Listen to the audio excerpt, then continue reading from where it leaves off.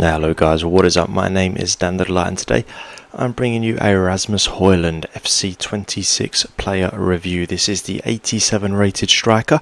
This is the UEFA Champions League Primetime version of the card. So 6'3", very tall. Didn't realise he was that tall when seeing him play for United, if I'm honest. Lengthy on the acceleration type, 3-star skill moves, 3-star weak foot, and he is left-footed, plays for Napoli now, from Denmark, so decent enough links with the Serie A, good link to have with Scott McTominay, 90 pace, 87 shooting, 70 passing, 84 dribbling, 44 defending, and 90 physical. Honestly, looking like a mini Haaland to me. I think that this card looks absolutely fantastic.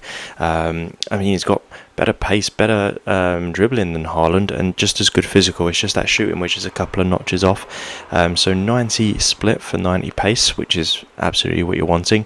87 shooting, made up at 88 attack positioning, 88 finishing, 94 shot power, 80 on the long shots, 78 volleys, and 81 on the penalties. So decent stats. Shot power obviously the standout, but 88 finishing and 88 attack positioning are very, very good indeed. 70 on the passing with 75 vision, 46 crossing, 58 free kick accuracy, 87 short pass, so his passing will definitely feel better than 70, 60 on the long pass, and 72 on the curve.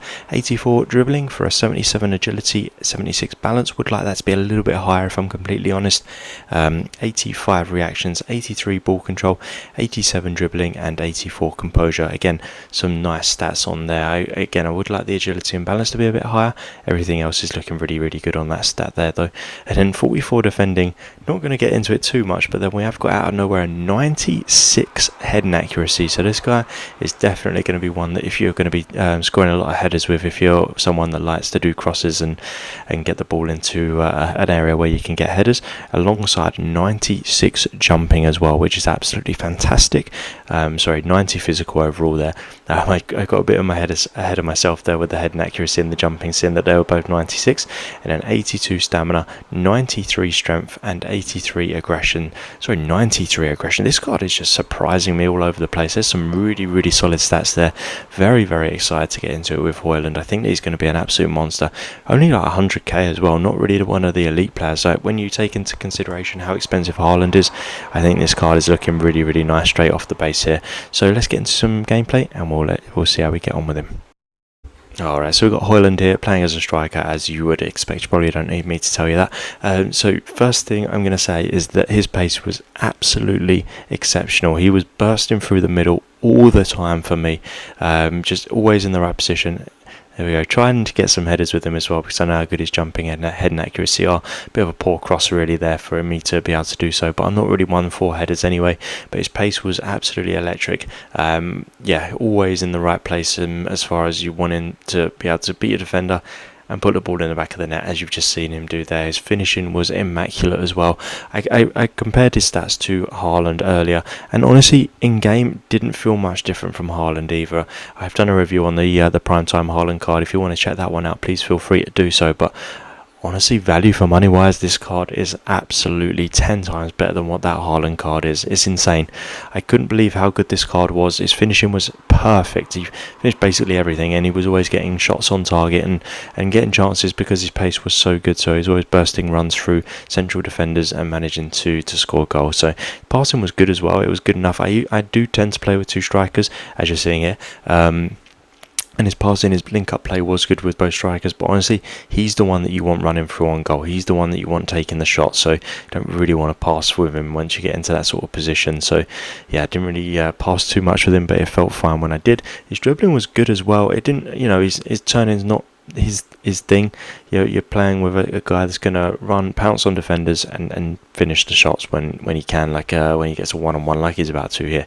This is his bread and butter. This is exactly what he was doing all day for me, scoring goals like that literally every single game. So yeah, if you want a player that's doing that, this is your guy. I can't really speak highly enough about this player. His dribbling was decent, but his pace, his finishing was actually exactly where it should be, and his physical as well. His physical was just tremendous. He was doing things that I've not seen other players do.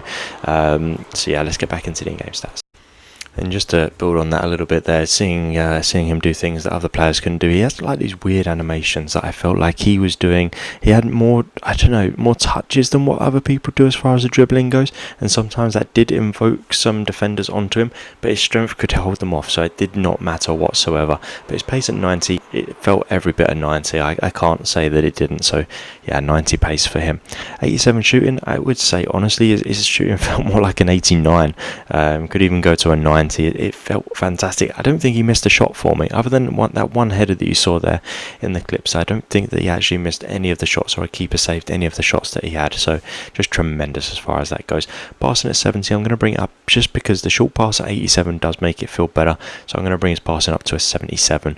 Nothing tremendous. It's not like why you would buy this card, but it does give him a little bit of a boost there. 84 dribbling feels about right. I would say his touch was a little bit heavy, and sometimes his turning did feel a bit sluggish, but when he's got such good strength, it really does not matter that much. 44 defending. Now, I did have that header. I did have a couple of headers. I didn't score any, but that could be more just me. But I'm going to bring that down slightly. I'm going to bring it down to a 40. Heading accuracy is coming down. I don't know what I would put it to because he didn't score any for me. But yeah, I can't really say 96 for that. 90 physical felt like 90 physical, though. His strength was fantastic. He was holding off defenders all the time, and no one can get near him. So for me, baby Haaland, this card is such better value than the Haaland card. I love the Haaland card. I said it was the best striker that I've used, and I stand by that. But this is not far behind, and when you're paying a tenth of the price, I think this is the one you got to go with. So hopefully you do like the video. If you did, please do give it a thumbs up. Hit the subscribe button for more videos like this. If you haven't checked out any of the other UEFA Champions League Primetime players, please feel free to do so. And as always, guys, thank you for watching. Bye bye.